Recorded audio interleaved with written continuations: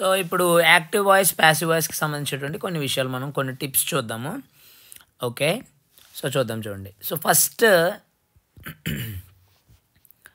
మనకి ఇచ్చిన సెంటెన్స్లో ఉన్నటువంటి ఫస్ట్ చేయాల్సిన పని ఏంటంటే సబ్జెక్ట్ ఏంటి, వెర్బ్ ఏంటి, ఆబ్జెక్ట్ ఏంటి, ఈ మూడింటిని కూడా మనం ఖచ్చితంగా ఫైండ్ అవుట్ చేయాలి first. Okay, for example Kiran repairs radios అనుకోండి, మామూలుగా చెప్తున్నాను అంతే అనుకోండి.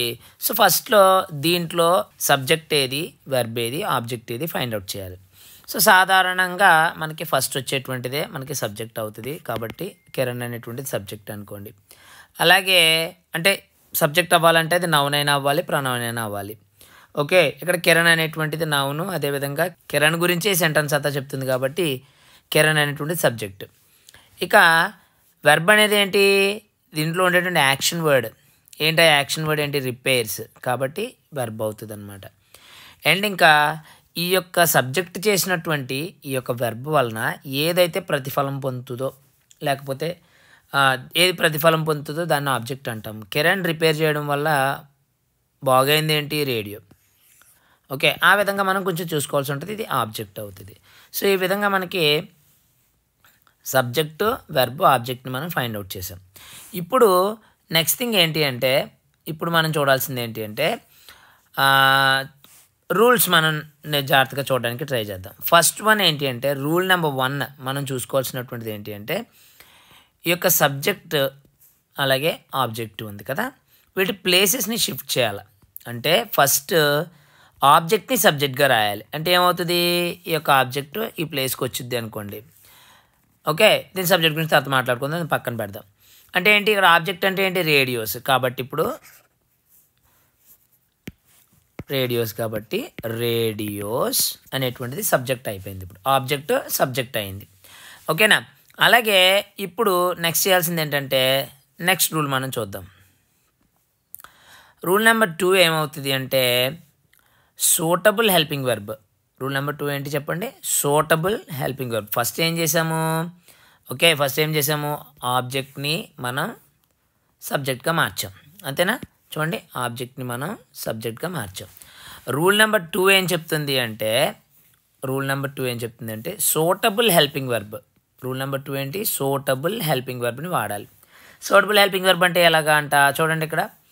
సో V1 కానీ V1 SRES కానీ వస్తే యామ్, ఈజ్, ఆర్లు అనేటువంటివి సూటబుల్ హెల్పింగ్ వెర్బ్.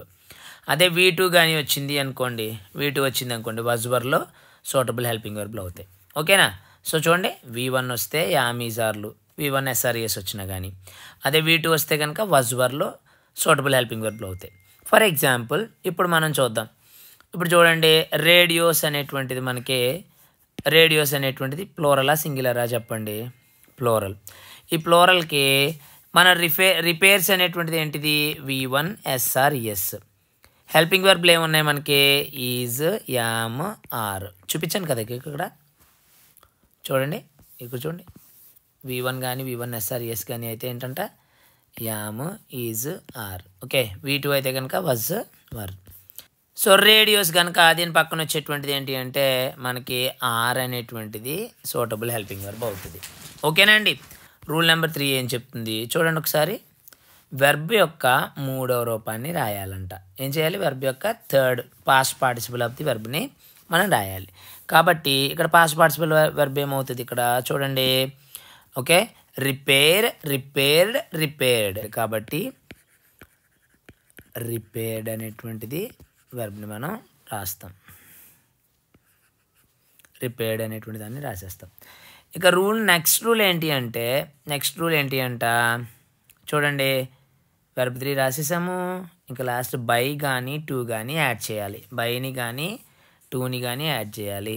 ఓకేనా. 2 వెర్బ్లు, నో కానీ మ్యారీ కానీ తర్వాత 2, మిగిలిన అన్ని సందర్భాల్లో బైయే, కాబట్టి ఇప్పుడు మనం రిపేర్డ్ బై.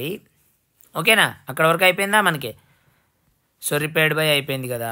ఇప్పుడు ఏమవుతుంది అంటే మళ్ళా చివరన ఈ యొక్క మనం ఇందాక ఏం చేసాము, ఆబ్జెక్ట్ని సబ్జెక్ట్గా రాసాం, రైట్. ఆబ్జెక్ట్ని ఇక్కడ ఉండాల్సింది ఇటువంటి దీన్ని సబ్జెక్ట్ ప్లేస్లో రాసాం. ఇప్పుడు ఏం చేయాలంటే సబ్జెక్ట్ని ఆబ్జెక్ట్ ప్లేస్లో రాయాలి. సబ్జెక్ట్ని ఆబ్జెక్ట్ ప్లేస్లో రాయాలి. ఓకేనా? సో ఇప్పుడు సబ్జెక్ట్ ఏంటి? కిరణ్. ఈ కిరణ్ ఎక్కడ రాయాలా? ఇక్కడ రాసుకోవాలి ఎండింగ్లో మనం. సో ఇక కిరణ్ని మనం ఇక్కడ రాసేస్తాం. ఆ విధంగా యాక్టివ్ అండ్ ప్యాసివ్ వాయిస్ ఇంతే. దీనికంటే పెద్దగా ఆలోచించాల్సిన పని ఏం లేదు. ఇక నెక్స్ట్ ఇంకొన్ని ఏంటంటే మరొక రూల్ మాత్రం మీకు చెప్తాను నేను. చూడండి, ఒకవేళ ఇచ్చినటువంటి సెంటెన్స్లో కనుక ఇంగ్ ఫామ్ ఉందనుకోండి, హెల్పింగ్ వర్బ్ పక్కన బీయింగ్ రాయాలి. అదే హ్యావ్ ఫామ్ ఉందనుకోండి, ఇచ్చినటువంటి హెల్పింగ్ వర్బ్ పక్కన బీని రాస్తాం ఆన్సర్లో. మోడల్ ఆక్సిలరీ అంటే ఏంటి? Can, could, okay, can, could, may, might ఇటువంటివి ఉన్నాయి కదా. Can, could, may, might, will, shall, would, should ఇవన్నీ వచ్చాయి అనుకోండి. ఇప్పుడు కెన్ వచ్చింది అనుకోండి, కెన్ బీ అవుతుంది. కుడ్ వస్తే కుడ్ బీ అవుతుంది అనమాట. ఓకే, ఇంగ్ ఫామ్ వస్తే బీయింగ్ యాడ్ చేస్తాము, హ్యావ్ ఫామ్ వస్తే బీని యాడ్ చేస్తాము, మోడల్ ఆక్సిలరీ వస్తే బీ యాడ్ చేస్తాం. మిగిలిన రూల్స్ అన్నీ కూడా క్వైట్ కామన్. ఇంకేమి దాంట్లో ఏమి పెద్దగా మార్పులు అయితే మనకేమీ ఉండవు అన్నమాట.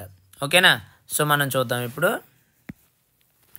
సో ఇవి రూల్స్. ఇంకా తర్వాత WHతో వచ్చినటువంటిది దాని గురించి వచ్చింది అనుకోండి, వాటిలో మిగిలిన రూల్స్ అన్నీ కామనే. కాకపోతే ఒకటి వచ్చింది అనుకోండి, హూ అనేటువంటి దాంతో స్టార్ట్ అయితే ఆన్సర్ వచ్చి బై హూమ్తో స్టార్ట్ చేస్తాం. ఓకేనా? హూ వస్తే బై హూమ్తో మనం స్టార్ట్ చేస్తాం. So these are the simple tips. వీటిని గుర్తుపెట్టుకుంటే మీరు ఖచ్చితంగా మంచి మార్కులతో పాస్ అవుతారు. సో టెక్స్ట్ బుక్లో సంబంధించినటువంటి ఎగ్జాంపుల్స్ అవన్నీ కూడా ఉన్నాయి.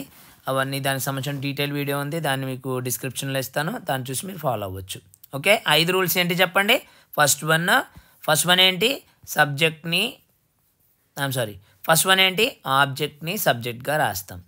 ఓకే, రెండోది సూటబుల్ హెల్పింగ్ వర్బ్ని రాస్తాం. ఏంటో suitable helping verb? V1 SR S అయితే యామ్ ఈజ్ ఆర్లు రాస్తాము, V2 అయితే V2 అయితే వజ్ వర్లు రాస్తాం.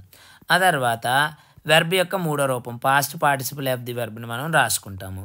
ఆ తర్వాత బైని కానీ టూని కానీ యాడ్ చేస్తాం ఈ యొక్క ప్రిపోజిషన్ని.